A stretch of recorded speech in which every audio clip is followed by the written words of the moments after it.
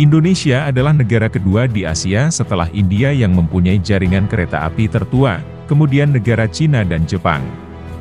Setelah periode tanam paksa pada tahun 1830 hingga 1850, hasil pertanian di Jawa tidak lagi sekedar untuk memenuhi kebutuhan sendiri, tetapi juga untuk pasar internasional. Oleh karena itu, diperlukan sarana transportasi untuk mengangkut hasil pertanian dari pedalaman ke kota-kota pelabuhan. Perjalanan sejarah perkeretaapian di Indonesia dimulai pada akhir abad ke-19, ketika Belanda masih menjajah Indonesia, spesifiknya pada masa tanam paksa. Pada tahun 1864, kereta api pertama di Indonesia yang menghubungkan Semarang dengan Tanggung, dibangun oleh Nederlands Indische Spoorwegmaatschappij. Kemudian pengembangan jalur kereta api terus berlanjut dengan pembangunan jalur-jalur baru yang menghubungkan berbagai kota di Jawa dan Sumatera. Pada tahun 1875, Hindia Belanda membangun jalur kereta api negara melalui Staatspoorwegen dengan rute Surabaya-Pasuruan-Malang. Masa pembangunan jalur kereta api rute Pasuruan-Probolinggo pada tahun 1888 meninggalkan dampak yang hingga kini masih membekas. Tidak hanya memakan korban jiwa yang cukup banyak, tapi pembendungan Danau Ranuk Lindungan sebelah utara, demi untuk memperlancar pembangunan rel kereta api rute Rejoso-Bayeman berakibat tenggelamnya desa pinggir Ranuk. Tidak hanya itu, penebangan pohon-pohon besar sepanjang jalur yang akan dilalui berimbas pada terbukanya lahan sekitar Candi Maling di Desa Sedarum. Dan buruknya lagi, keberadaan Candi Maling, kini seperti hilang ditelan sejarah pembangunan rel kereta api.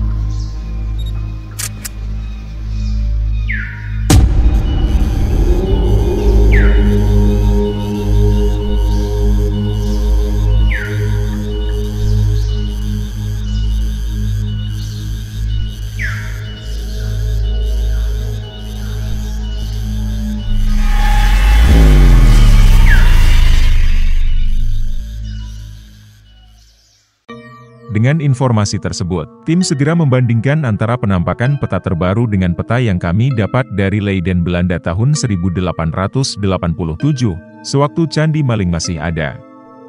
Jika jalan kabupaten pada peta terbaru dengan tanda garis-garis kuning ini, sama dengan peta lama, dan lokasi kebun pada peta lama yang bertanda lingkaran hijau ini telah berubah menjadi pemukiman ini, maka menurut perkiraan yang kami ambil dari peta, posisi Candi Maling pada tanda hijau ini, kemungkinan sekarang berada di sekitar sini, atau di sini.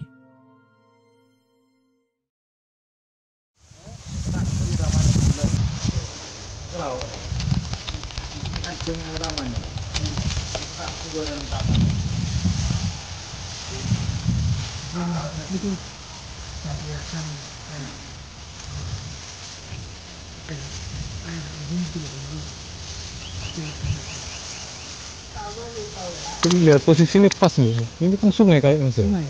Mungkin dulunya terakhir bangunan ya. Iya. Ini bahwa tempat ini memang ada posisi nilai sejarah yang luar biasa. Ini kita di channelnya PJSP agak beliur dikit. Paling sing poso lemek Pak Sanam tok ini.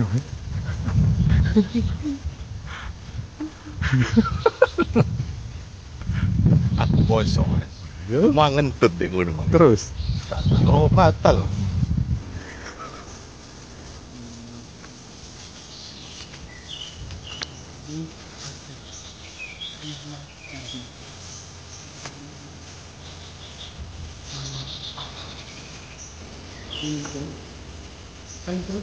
Loh, jangan. Loh. Yoko. Gempar itu. Gempar. Sandal di atas air.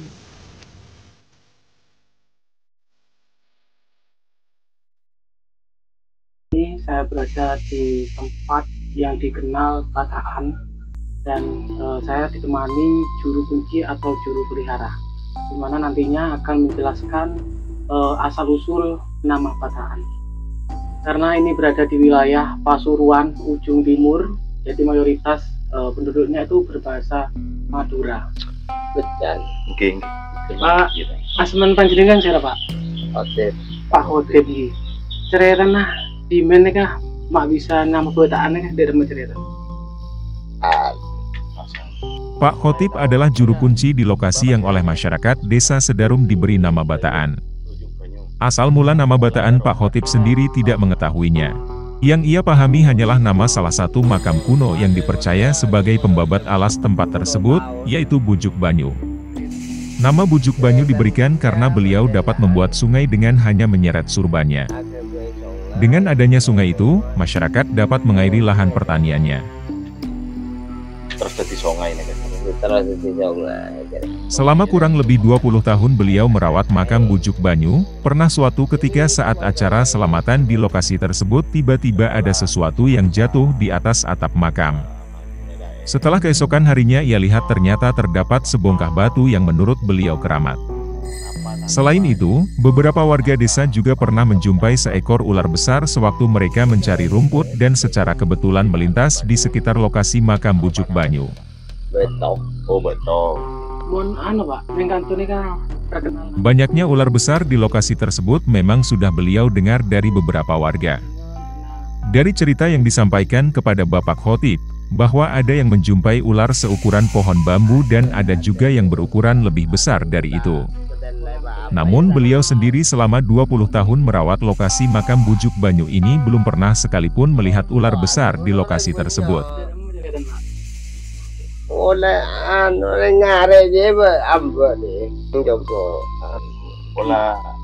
area-area tertentu dalam 1 tahun sekali mungkin pernah ya oleh mungkin tepas bulan apa nih kan tuh. Selamat aja bulan Sora. Menurut penuturan beliau bahwa selamatan di lokasi makam Bujuk Banyu ini diadakan setiap tahun pada bulan Suro.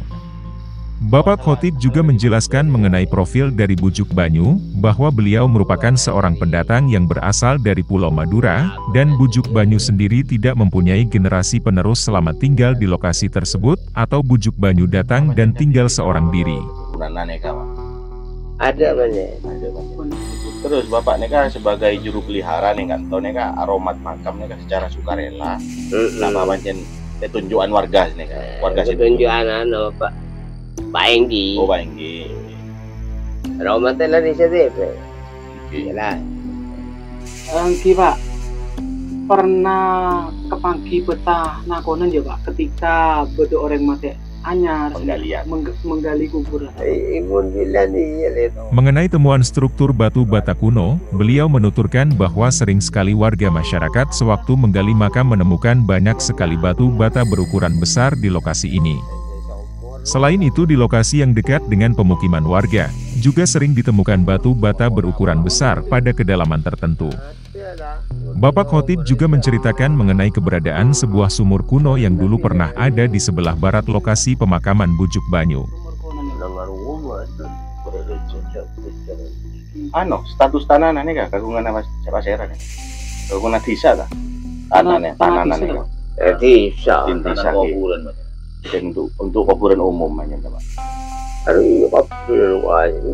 Saya pendem tadi. Nah, bulan ini kan dari penelusuran jejak sejarah Pasuruan. Kebetulan untuk di bulan Ramadan neka, bulan sareng kanca-kanca tim neka khusus penelusuran ning wilayah makam-makam saya bernuansa Islami.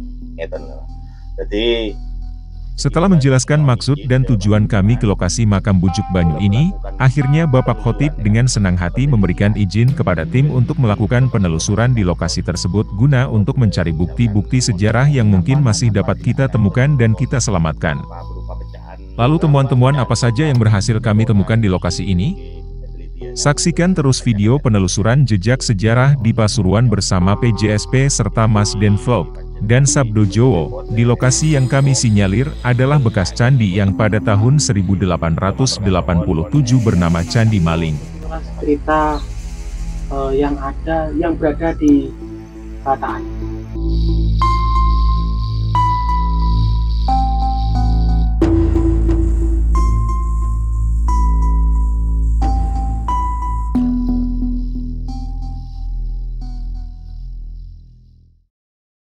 Batu bata kuno. Di area pemukiman, tepatnya di sini. Tim menjumpai batu bata kuno.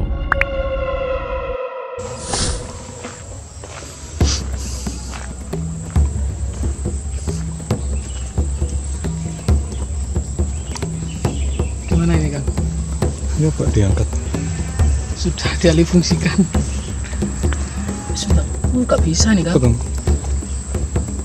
Ikut. Dicor. Cor.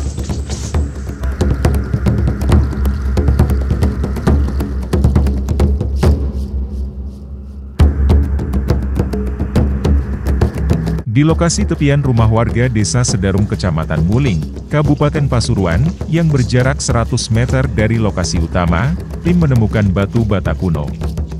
Patahan batu bata kuno yang menurut estimasi kami merupakan peninggalan dari era Kediri, ditemukan oleh warga pada saat menggali tanah untuk pembuatan kamar mandi.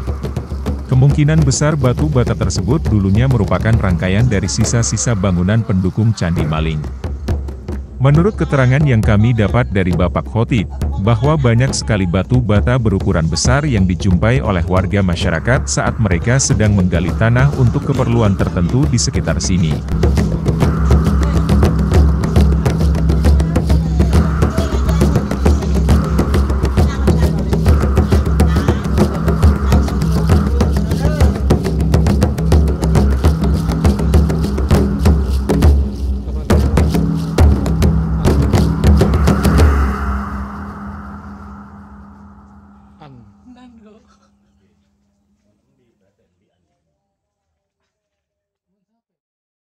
Manik-manik. Penelusuran kembali ke lokasi utama.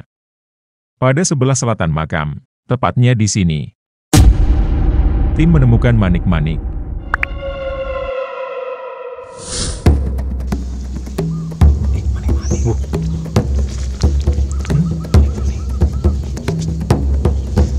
Di area sebelah selatan makam Bujuk Banyu, kami menemukan sebuah manik-manik yang berbahan dasar terakota. Pada waktu kami temukan, artefak yang menurut estimasi kami berasal dari era Kediri ini berada pada permukaan tanah. Kemungkinan naiknya artefak tersebut dikarenakan pada waktu proses penggalian makam di lokasi ini. Aku pas nggak sarung tangan itu. Coba Pak cari sing polosan tangannya. Abot no menteng. Iya. Kayu atau sih? Loh, batu iki Pak cari iki lho. Lho, aku lak nggak hari-hari sih.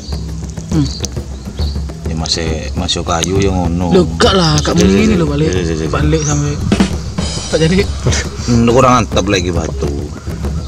Tapi yang pasti ini bolong kan batu ini. batu itu Pak. Kalau saya coba ke benda keras yang ini. Ini kan enteng. Tanah liat paling iki, Pak.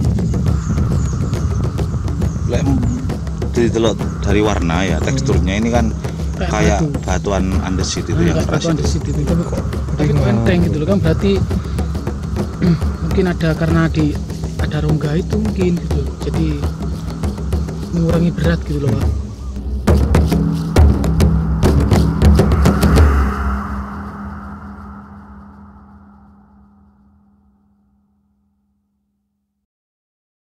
Cincin dan alat tukar. Di sebelah timur makam, tepatnya di sini, tim menemukan cincin dan alat tukar kuno.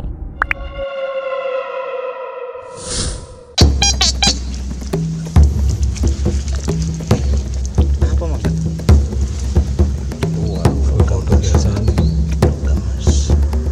Emas tau? Pada posisi sebelah timur agak ke tengah lokasi pemakaman Bujuk Banyu, kami berhasil menemukan 3 buah cincin dan 2 buah alat tukar berbahan perunggu. 3 buah cincin tersebut diantaranya terbuat dari timah dan yang 2 berbahan perunggu. Artefak-artefak tersebut pada waktu kami temukan berada pada kedalaman 20 cm dalam kondisi utuh dan berpatina. Melihat dari posisi di mana kami menemukannya, yaitu masih dalam satu lokasi, maka kemungkinan artefak-artefak ini dulunya pernah ditemukan oleh penggali makam dan kemudian dikumpulkan jadi satu di bawah pohon serut. Hal tersebut juga dikarenakan tidak kami temukannya tempat untuk menyimpan benda-benda berharga tersebut, yang biasanya berbentuk buli-buli dari tanah liat, atau bisa juga dari perunggu. Cincin apa? Una. Ono dagingnya wonge. Angel. Tak di video dia gejek brodor lah. Oh iya. Nyanyi iki sing mau. Iya, iki alat tukar uang.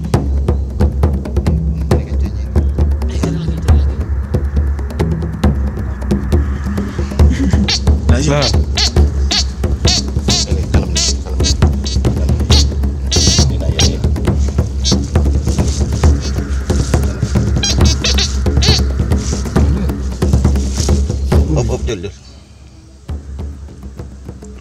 Manik.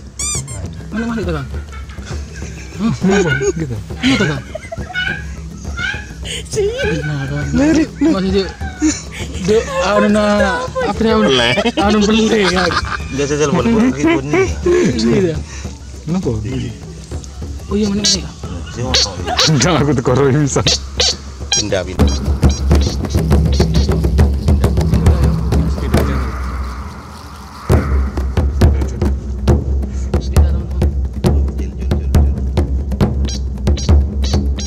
Oh, iki.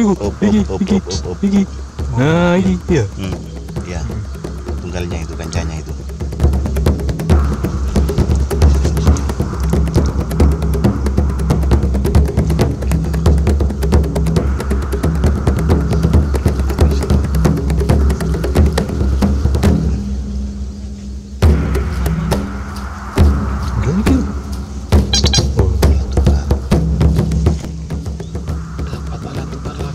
Mantap. Sama.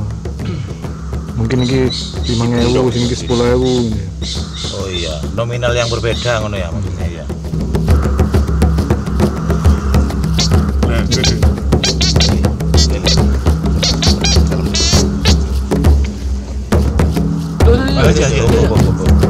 Cincin Kang. Cincin Kang. Oh iya. Wih. Copaitan. Mantap. Mau copait ini? Mau cobain? Iya, mau copait. Waduh. Nah, Pas kayak ini. Tuh. Loh, mau ranjing kita. nah iku. Iki. Tuh. Iki Kang. Iya. Iki Kang. Sepodo wis tas iku. Iya, dajal wis, ketno wis. Untuk Kakak Lembeng Kang. foto wis tas iku ya.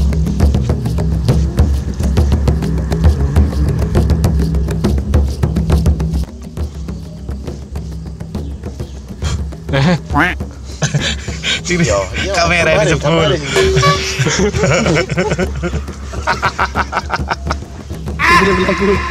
Disebul. rusak. Kamera di sini jebol. Mantap. Ini penemuan yang kelima ya. Kelima di tempat yang sama. Di tempat yang sama sudah kita temukan 5 buah.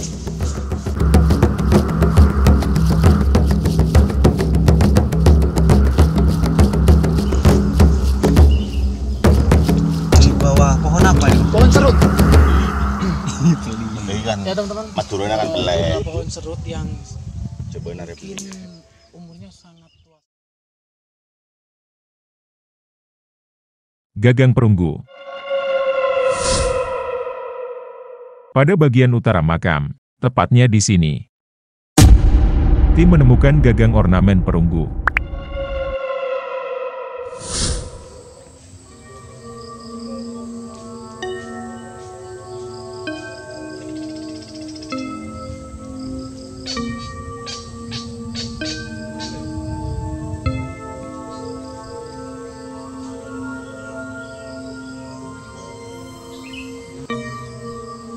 Di sebelah timur pojok utara lokasi pemakaman Bujuk Banyu, kami berhasil menemukan sebuah ornamen berbahan perunggu. Artefak yang menurut perkiraan kami merupakan gagang sebuah kaca benggala tersebut pada waktu kami temukan berada pada kedalaman 25 cm, dalam kondisi berpatina, dan bagian atas yang dipergunakan sebagai kaca sudah patah. Menurut estimasi kami bahwa artefak bekas gagang kaca benggala tersebut berasal dari era Kerajaan Kediri. Letulat. Guys. Oh, Chris. Oh, istimewa. Masya Allah. Lonceng. Lonceng.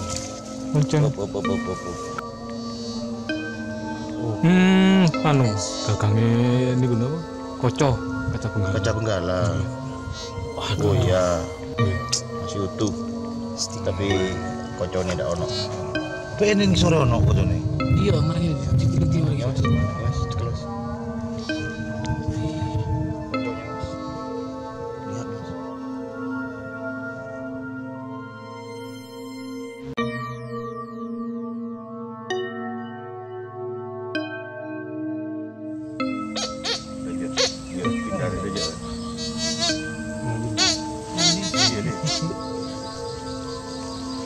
Karena cacing ini. Itu. Bisa, Mas. Mas aku. Ada gede. Iya, betul. Rados. Di mana nak tunggu? Serpihan kaca benggala. Pada bagian utara makam, tepatnya di sini, tim menemukan pecahan artefak.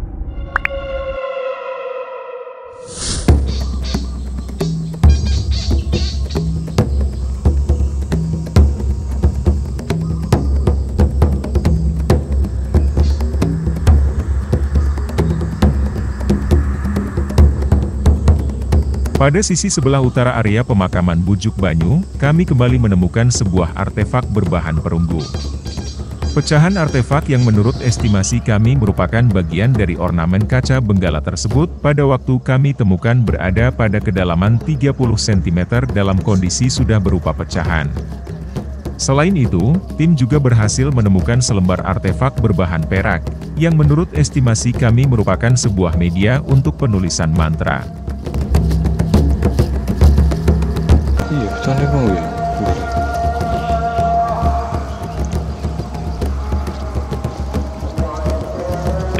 Saking tuane, bentuk potongan-potongan di sini. Itu kan? Apa itu? Anu, Bling. Iya, can cilik-cilik ini.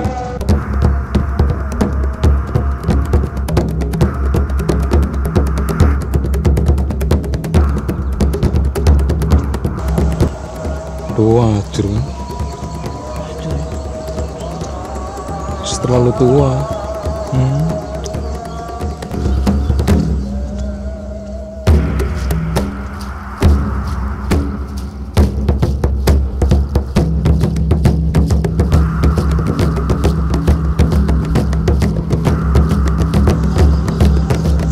perak sediaan lho, Cak. Jajal kerja. Betul perak dah. Curut.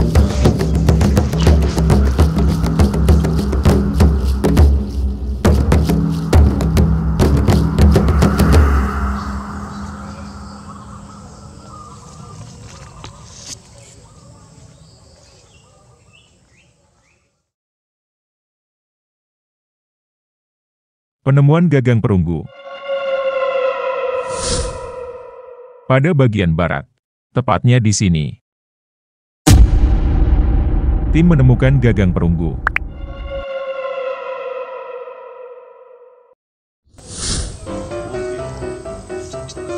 Apa ya?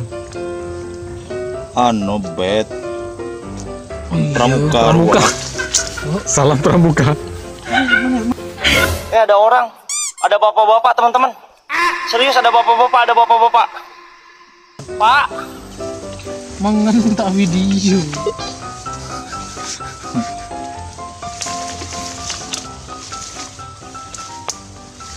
Pada bagian barat area lokasi pemakaman Bujuk Banyu, tim kembali menemukan artefak berupa gagang perunggu sebuah kaca benggala. Artefak tersebut sewaktu kami temukan sudah berupa gagang saja, dan berada pada kedalaman 25 cm dalam kondisi berpatina. Menurut estimasi kami artefak perunggu itu berasal dari era Kerajaan Kediri. Literasi tersebut kami dapat dari sebuah buku karya Thomas Stanford Raffles, yang berjudul The History of Java, yang diterbitkan pada tahun 1817. Literasi yang sama juga kami gunakan untuk mengestimasi temuan gagang perunggu kaca Benggala yang pertama.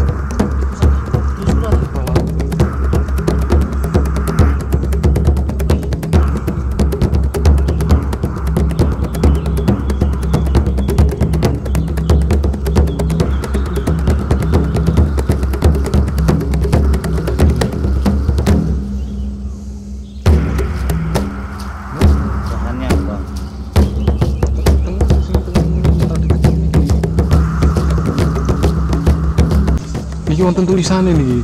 Kula nate semrap niki teng bukune Thomas Stanford Raffles wonten niki. Wonten tulisane niki. Teng niki niki. Iya tulisan iki. Nggih niki. Iya. Ngopi dhisik. Oh, iya kan. Ngopi.